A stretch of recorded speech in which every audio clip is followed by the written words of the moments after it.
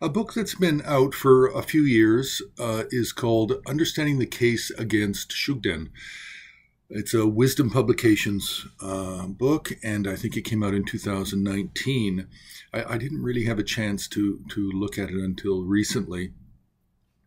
And you know, the interest of Himalayan art resources is the art, is the paintings and sculpture of various subjects of the Himalayas, Buddhist, Bon, and Hindu.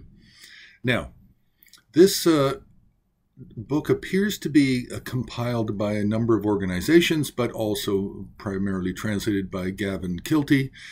And it has a lot of really fascinating material if you're interested in this subject of Shukden. Now, it has a foreword by Lama Zopa Rinpoche, and then there's 4 parts to this.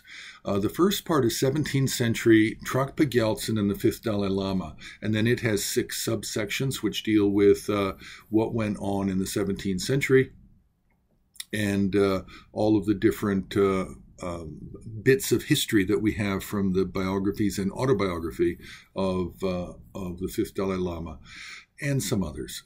Then we have part 2 is really the 18th century, and that deals with the Sakya tradition. It deals with Morchen Kungalundrup. It deals with how Dolgyal came to the town of Sakya and how the first texts were written, the first rituals for Shukden or Dolgyal, and whether or not Shukden and Dolgyal are the same person, even, or same entity.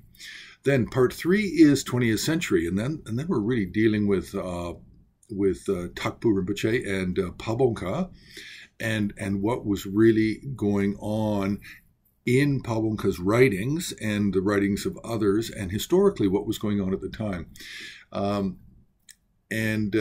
This is just absolutely fascinating. There was a lot of history in there and a lot of information that I was not aware of.